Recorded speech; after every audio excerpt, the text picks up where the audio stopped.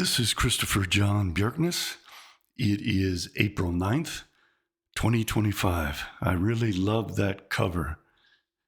I'm going to use that in one of my videos upcoming on physics, on the matter of time, with a completely different meaning from what I'm going to be talking about today, which is how we are being led into a three-phase climax into World War III.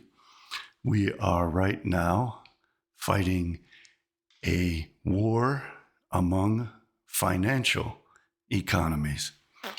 That war among financial economies is about to become a war in the real economy. And I'm going to explain the meanings of those terms as we go. And then the war in the real economy, where people really start to get hurt, is going to morph into an actual shooting war. And the way that this is unfolding is very telling as to how this has been planned out and has been in the works for centuries, thousands of years actually. So we're going to be exploring the map of the world to see why this is unfolding as it is. And all of this relates to the so-called progress of humanity into a world of hyper technology where robotics replace human beings as a labor force. And that could have a wonderful effect of improving the standard of living of human beings and enabling us to focus on our families and ourselves instead of constant labor. But it also can have the very detrimental effect of making human beings obsolete in the eyes of their leadership. So it becomes increasingly important to have leaders who actually represent the best interests of society and the best interests of the citizenry. But it also has tremendous impact onto how and why wars are fought and the way that competitions between nations play out. Because as people become less important and workforces and labor become obsolete, what becomes more and more important is territories and routes and strategic positioning on the globe. You need access to the minerals and natural resources to produce this new world of robots. You need places where these robots can function, where human beings cannot, to minimize pollution and to elevate the standard of living of human beings. And you need places where robots can manufacture robots efficiently, and you need all those natural resources. And then the robots will become self-repairing and repaired by other robots, and labor will soon become almost entirely obsolete. And you need to be able to defend all this with strategic positions on the globe. And you need alliances which favor this new kind of financial economy and real economy. And the financial economy is going to change as well as the real economy shifts away from human labor to artificial labor. And there's all kinds of issues involved in all this, and there's all kinds of hybrid, nonlinear, asymmetric warfare going on. And all this is ultimately first targeting the Europeans. Then after the Europeans are destroyed, the Americans, Australians, and the Great British, if we separate them from continental Europe, will get wiped out. That's one of the things that's coming very soon, and you can see how they're setting it up. So let's have a look at the map. And we can see how the new alliances are surrounding China. And there used to be a campaign to surround Russia by taking over Ukraine, aligning Georgia with the West, and Azerbaijan and Turkey as being Western, getting Finland firmly into the Western Alliance and into NATO, so that Russia would be surrounded. And the Democrats were strong allies of the Chinese, and that further surrounded Russia. Russia has tremendous natural resources, but we're switching now into a time in which robotics will be like oil, the way that oil makes Saudi Arabians generally rich and Norwegians generally rich, and can fund social systems and welfare systems and state systems and the medical industry through this tremendous revenue, which can benefit the revenue of the state and make countries artificially powerful, even though they don't have industry and they don't have agriculture. So very much the way that having tremendous amounts of gold in your country or tremendous amounts of oil or natural gas can make a country even richer than those countries which are mighty industrial powers and agricultural powers, and both agricultural and industrial energy resources could make countries very wealthy and prosperous. But we're now going to enter into a phase in human history in which dominating areas that have specific material resources for producing electronics and robotics, and even more significantly than that, dominating the field of robotics, and even more significant than that, creating a social system in which robotics can be utilized to the benefit of society in general, in a real economy and in a financial economy, in which the revenues and the goods produced by these robotics are actually utilized for the benefit of the masses, the majority of society, the greatest proportion of the citizenry. Those will be the highest, most culturally advanced, and most sophisticated nations. So America is not in that kind of a position right now. But the moves that they're making is to try to set America up to be in that kind of position. And the way that they have done it is to shift from surrounding Russia with Finland, Ukraine, Turkey, Georgia, and China as somewhat allies of the United States, to now surrounding China and Western Europe and ultimately the United Kingdom, with Russia as an American ally, with very importantly, India as a staunch ally of Israel, and secondarily becoming an increasing ally of the United States. We already have Australia as an ally of the United States, together with the Philippines, Taiwan, South Korea, and Japan. And these shipping routes right through here are tremendously important to China. So Malaysia and Indonesia become very strategic positions. Greenland is a very strategic position in terms of aligning with Russia against Western Europe to destroy the European peoples.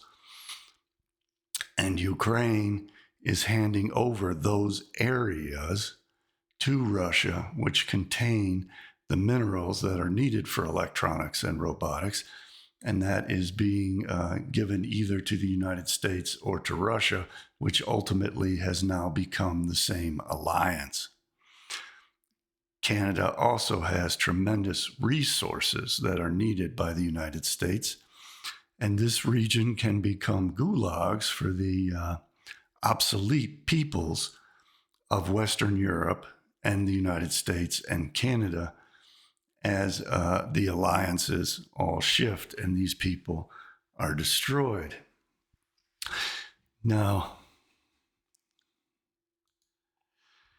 if Trump and company were legitimately working for the interests of the United States and had no ethnic or racial imperatives whatsoever regarding the Europeans, and were simply doing this on a purely cost-effective basis, on a business basis, aligning with Russia against Western Europe, they would not have also destroyed the alliance with Taiwan, Japan, Korea, the Philippines, etc. They would have instead strengthened that in their campaign to fight against China. So this is ultimately a game that they're playing so that the Western Europeans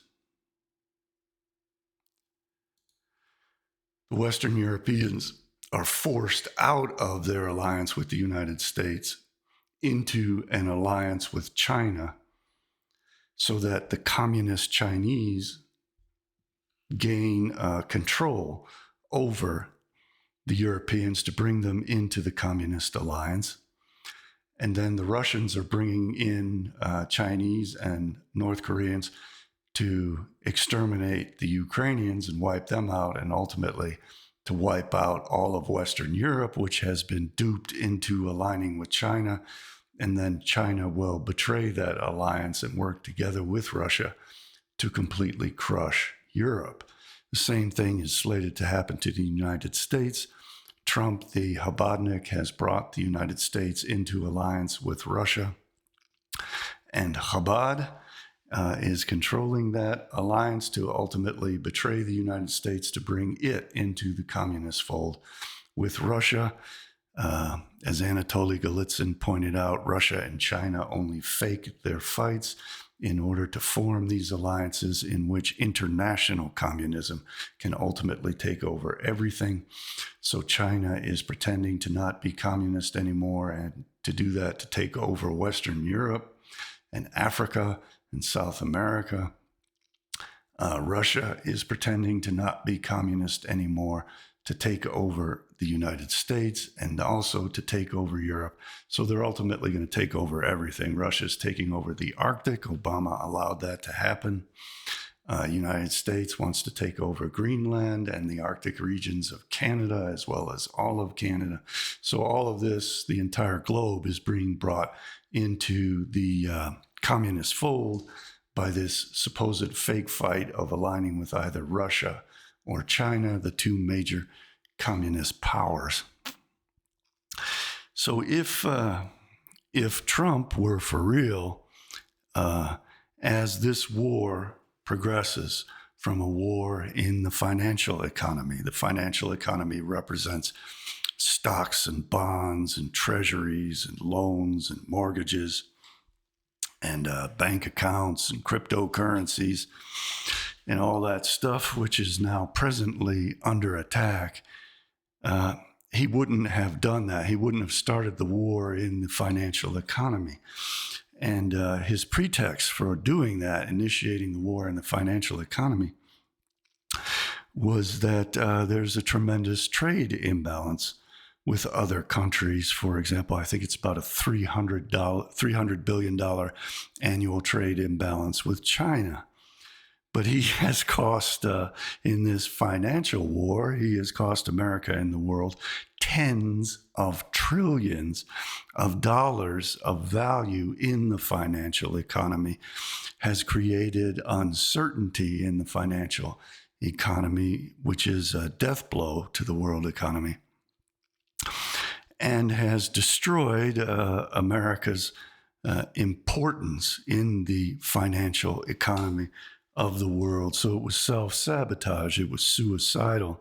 One, to initiate the war in the financial economy, and two, to fight a war in the financial economy that was self-sabotaging in the name of leveling out the trade balance, which is very, very small in comparison to the damage he has already done, which amounts to tens of trillions of dollars in the financial economy. So it is ridiculous. It is like starting a nuclear war over, say, the ownership of a McDonald's in Somalia. It just makes absolutely no sense. The cost relative to the gain is so disproportionate that it enters into the realm of complete absurdity. Now, that war in the financial economy is soon going to bleed into the real economy. The real economy exists in the manufacture and production and consumption of goods and services by workers. And in the real economy, we also have agriculture. So for the real economy, territories are very important because you have to have access to trade routes. You have to have access to natural resources and energy resources and minerals and raw materials and lumber. And you have to have good lands for agriculture. So in that classic economy, always human beings have striven for those territories, which give them the greatest benefits for that. But now we're going to move into a new real economy that's going to be driven by robotics. So it's going to be the nations that have the greatest amount of robotics, just as the nations that had the greatest amount of oil had a tremendous advantage. It'll now be the nations that have the greatest number of robots. In order to do that, you have to have the people who can engineer, design, and produce those robots, and you need the raw materials to produce those robots. And that's what Trump is setting up by trying to squeeze Ukraine to take its raw materials and natural resources, steal Greenland from Denmark, a NATO ally, and annex Canada against the will of the Canadians. And he's trying to maintain fairly good relations with Australia. But we're going to need the scientists to build those robots and design all of them. So he has hedged his bets in that arena as well by pivoting to a firmer alliance with India, and not even as much with the government as with the elite educated people of India, to bring them in on the H-1B visas and to issue his gold cards to the wealthy elite around the world in order to bring in the talent into the United States to produce the robotics that are going to form the real economy. And he is sacrificing the financial economy for the ultimate development of this new real economy, which is self-sabotaging. It won't work. You can't build this new real economy of robotics and factories unless you preserve your financial economy and grow your financial economy. Now, this is going to enter into the next phase. It's going to go from this war in the financial economy to the war in the real economy, and there are going to be shifts in the labor market of the most talented people around the world. They're going to try to recruit and tap all those people from Russia, just the way that Israel has done, to try to bring them all in to become the tech leaders of the world and this technocracy to take over the United States, to transition the real economy into this new artificial intelligence, robotics, real economy, and completely artificial financial economy. But that's going to transition ultimately, and perhaps very quickly, into a shooting war, from financial economy, real economy, into shooting war. Now, if he wanted to position himself in a shooting war, he should not be alienating Japan, South Korea, and China from the United States over very small, relative to the damage in the financial economy, issues of trade imbalance. He should be instead strengthening those alliances. And one of the moves that he would contemplate pulling is to act like Khrushchev did over in Cuba to the United States, to try to put nuclear weapons into Cuba, which would be a direct threat to the United States and very close to Washington, D.C., our capital.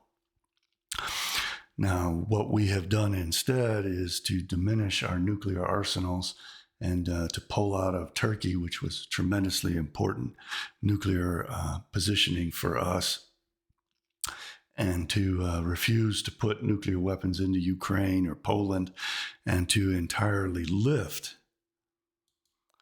the nuclear umbrella by walking away from NATO and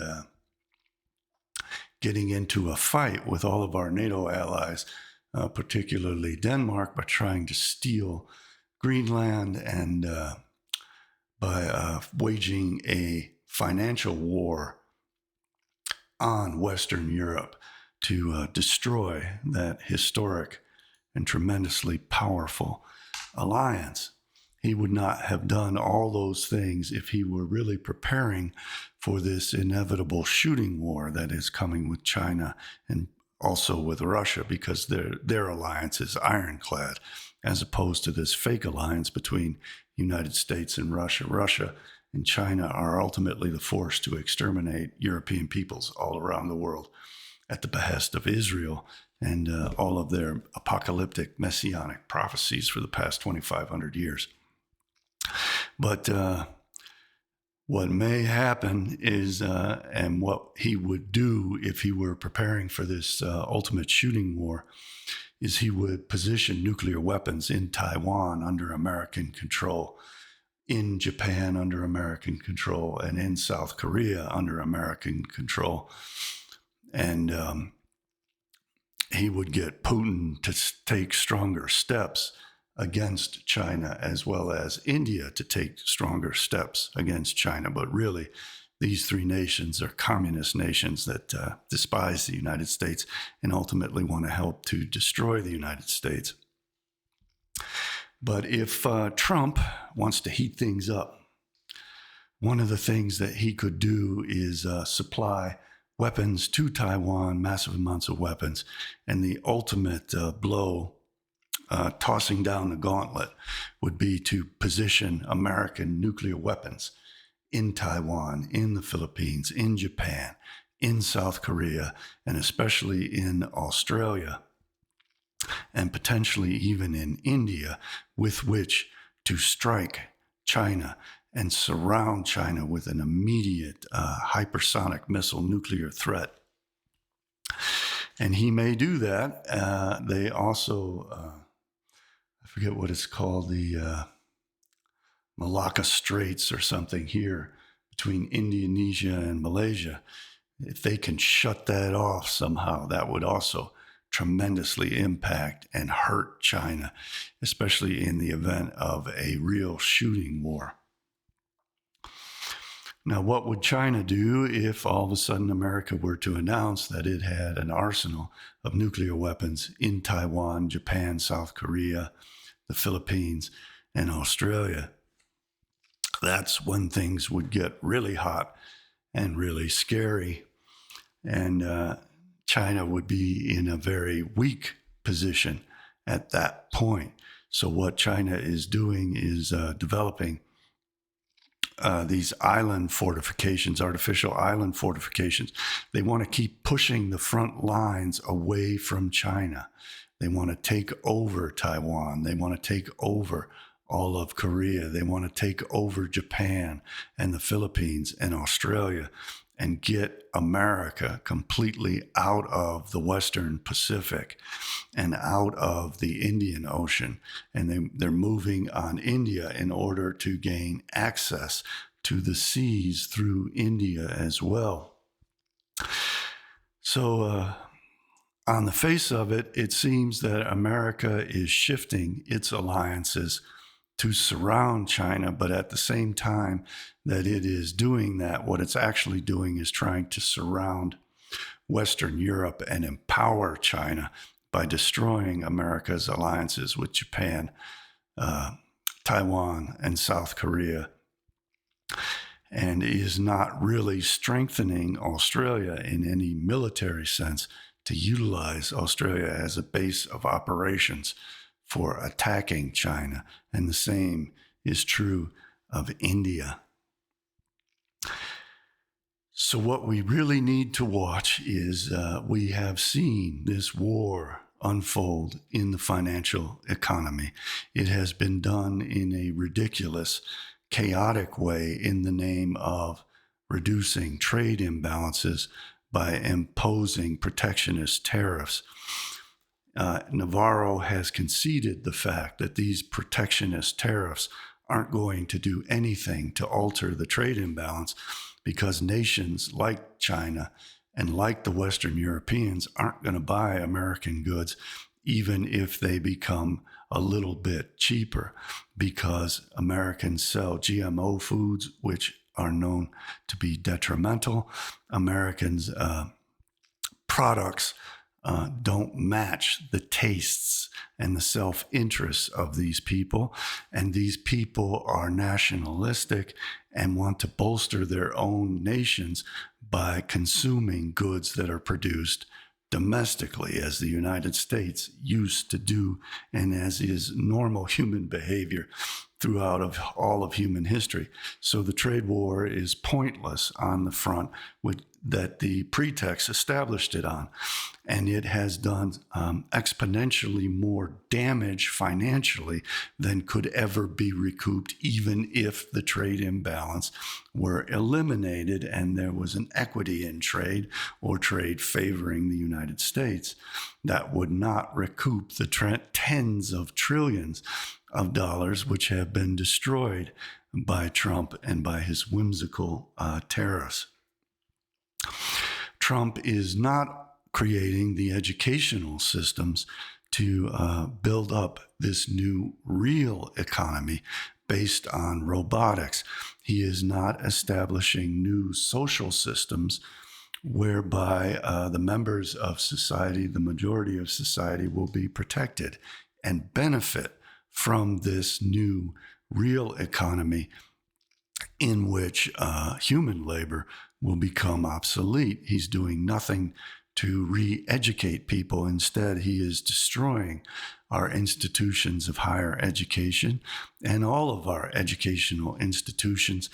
And in lieu of building up a new education system to prepare for this new real economy, he wants to import Indians and Chinese and Russians and everybody else, and not to educate and better Americans to take control of their own fate and their own society.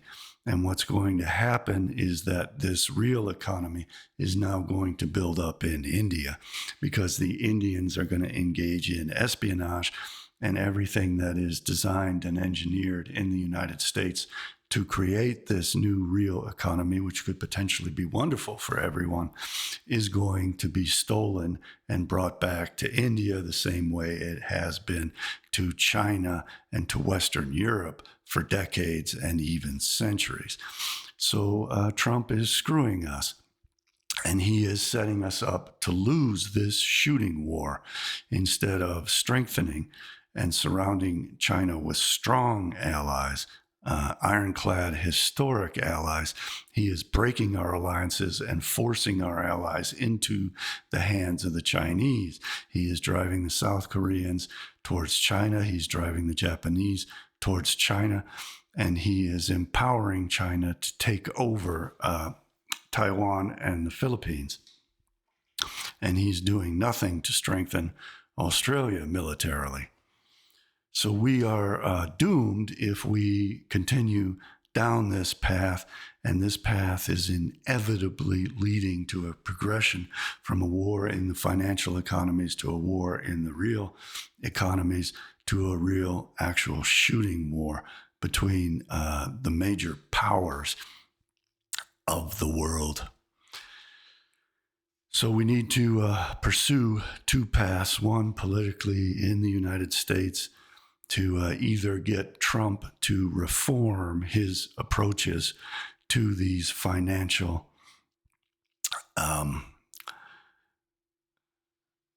wars in the financial economy, wars in the real economy, and shooting wars.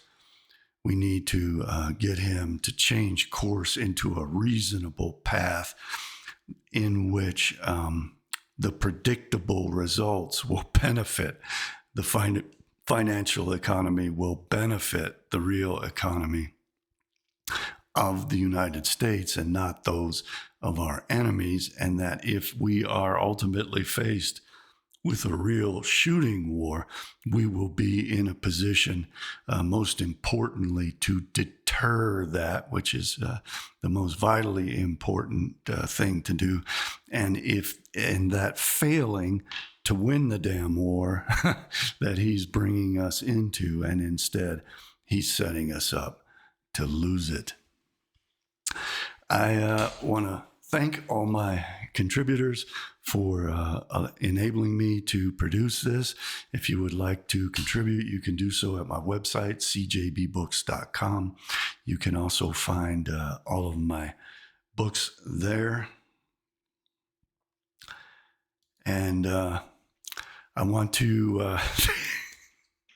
a lot of people are terribly pissed off at me for the crappy quality of the audio of my two most recent outdoor videos. Believe me, no one's more frustrated than me. I know what needs to be done, and hopefully I can get in the financial position to do that before the prices go up on all the stuff that I need to buy to do that. I know what I need to do. I need a wireless remote mic and an auxiliary recording source for that, so I can sync perfected audio together with the video that I'm doing. But I'm gonna have. It's gonna take time for me to do all that. So thank you for your patience. I'm sorry about that. No one's more frustrated by it than I am. And I know how to fix it, and I'm going to fix it, and I'm going to get back to outdoor videos, and they'll be substantially better once I get it all worked out. And if you want to hasten that, please do consider contributing. I now have Buy Me a Coffee links in addition to my PayPal support and my cryptocurrencies, which those markets are tanking. Hopefully something will happen to bring it back up even temporarily. But I am going to do what I can to get some new and better equipment so that I can make those outdoor videos. I really enjoy it. My mind is much clearer being out in nature and more creative and imaginative.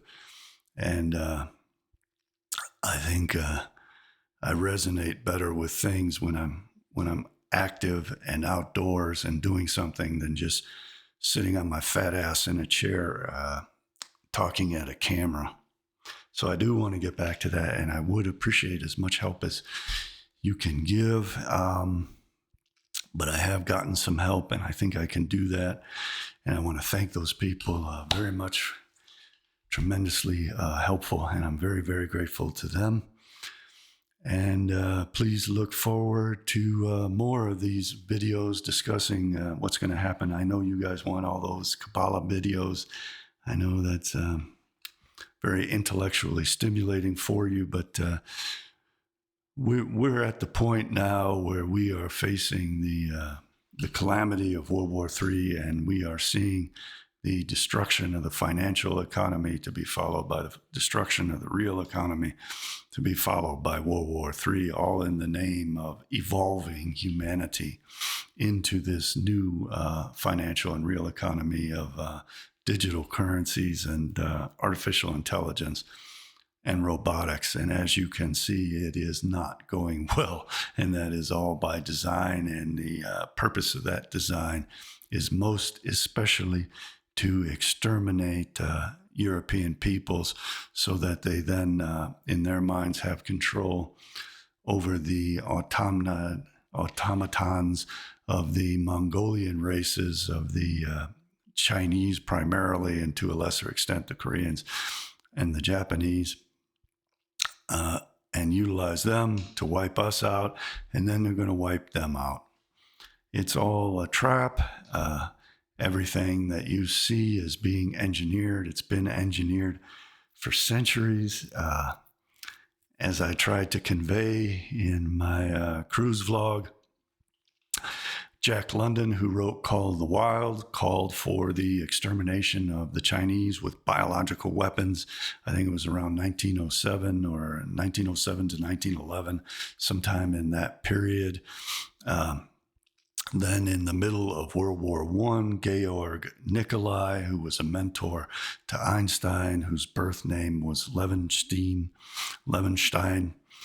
he was a crypto Jew. He called for a race war of extermination between Europeans and Mongolians. Albert Einstein was very much on board with that and called for the extermination of what he called the horrid Europeans. He wanted to genocide the Germans after World War II. But even during World War I, while he lived in Germany and benefited from Germany, he wanted Germany to lose the war, Germany to be divided into two separate things, as happened after World War II. And he wanted to exterminate all Europeans whom he considered to be horrid, vile people. And I've proven all of that. And I, again, apologize for the issues with the audio. I don't even think it might have been my equipment at the end of that. I might have just cut on the air conditioning in the car without thinking about it. But at any rate, I'm going to work on that. So please look forward to that. I want to thank you all for watching. I will see all you great and wonderful people next time. Goodbye for now.